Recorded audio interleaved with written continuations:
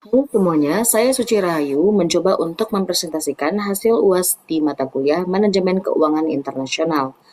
Yang pertama yang akan saya bahas yaitu peranan manajemen keuangan internasional bagi perusahaan multinasional. Yang pertama, mengelola risiko mata uang asing dengan fluktuasi nilai tukar dapat mempengaruhi keuntungan perusahaan. Yang kedua, optimalisasi struktur modal global dengan memilih sumber pendanaan terbaik dari berbagai negara.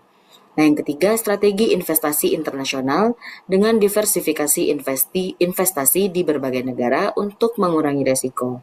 Yang keempat, manajemen pajak internasional dengan mengelola pajak lintas negara untuk efisiensi biaya. Selanjutnya, kontribusi perusahaan multinasional terhadap perekonomian Indonesia.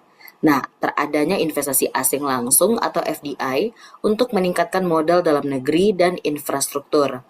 Yang kedua, transfer teknologi dan keahlian dengan membantu peningkatan kualitas tenaga kerja dan efisiensi produksi. Yang ketiga, penciptaan lapangan kerja dengan memberikan kesempatan kerja bagi masyarakat lokal. Yang keempat, meningkatkan ekspor dengan produk yang dihasilkan oleh MNC bisa dipasarkan ke luar negeri. Nah, selanjutnya yaitu analisis kemungkinan penyatuan mata uang ASEAN. Nah, potensi keuntungannya terdapat peningkatan stabilitas ekonomi kawasan, mempermudah transaksi perdagangan antar negara ASEAN, serta mengurangi biaya konversi mata uang. Nah, untuk tantangannya terdapat perbedaan tingkat inflasi dan suku bunga antar negara, ketidakseimbangan neraca perdagangan, serta kesiapan kebijakan moneter dan fiskal yang berbeda di tiap negara. Nah, selanjutnya ada konsekuensi pemberlakuan sistem kurs mengambang bebas bagi perusahaan Indonesia. Nah, risiko nilai tukar lebih tinggi dengan nilai mata uang yang dapat berubah drastis dalam waktu singkat. Nah, yang kedua, dampak pada ekspor dan impor, yaitu jika rupiah melemah, harga ekspor lebih kompetitif tetapi impor menjadi lebih mahal. Nah, yang kedua, jika rupiah menguat, harga impor lebih murah tetapi ekspor kurang kompetitif. Nah, dalam segi strategi lindung nilai atau hedging, yaitu menggunakan kontrak forward, future, atau opsi mata uang. Nah, yang kedua yaitu melakukan diversifikasi pendapatan dalam berbagai mata uang. Nah, untuk dampak posisi neraca pembayaran terhadap kurs tukar mata uang, yang pertama yaitu defisit neraca pembayaran, yaitu depresiasi mata uang, yang berarti permintaan mata uang asing lebih tinggi dibandingkan dengan mata uang domestik, dan menurunkan daya beli terhadap barang impor. Nah, jika surplus neraca pembayaran, maka apresiasi mata uang. Di mana maksudnya yaitu aliran masuk modal lebih besar dari aliran keluar, serta meningkatkan kepercayaan investor terhadap mata uang domestik. Dalam penerapan metode translasi dalam penyusunan laporan keuangan MNC, metode kurs saat ini yaitu menggunakan kurs yang berlaku pada tanggal neraca untuk aset dan liabilitas. Nah, yang kedua, laba dan rugi translasi dimasukkan dalam ekuitas.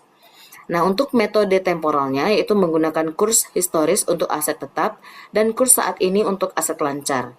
Nah, untuk laba dan rugi translasi langsung dimasukkan dalam laporan laba rugi. Selanjutnya itu manfaat yang diperoleh dari pembahasan yaitu memahami strategi perusahaan multinasional dalam mengelola keuangan global, mengetahui dampak kebijakan ekonomi global terhadap perusahaan multinasional, serta mengerti strategi manajemen risiko dalam kurs valuta asing dan investasi lintas negara.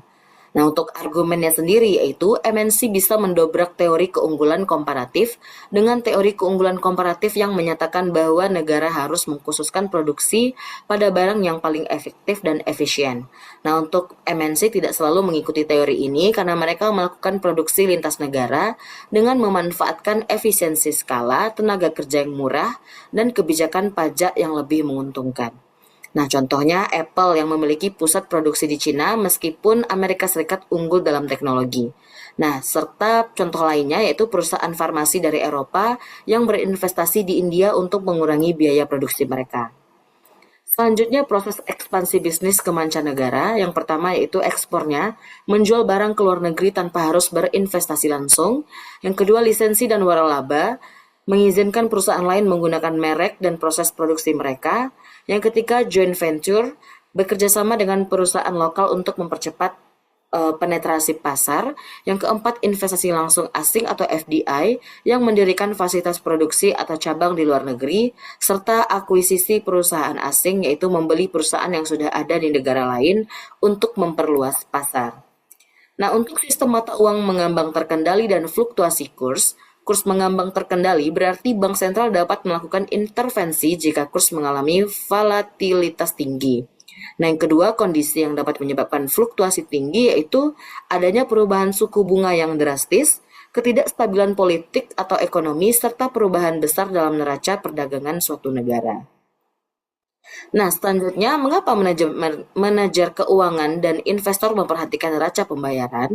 Yaitu dengan adanya penilaian stabilitas ekonomi di suatu negara yang berarti defisit besar dapat menjadi indikasi resiko di perekonomian. Yang kedua, memproyeksi risiko mata uang dengan fluktuasi dalam neraca pembayaran dapat mempengaruhi nilai tukar, serta memahami kebijakan moneter dalam kebijakan bank sentral dapat berdampak pada suku bunga dan nilai mata uang.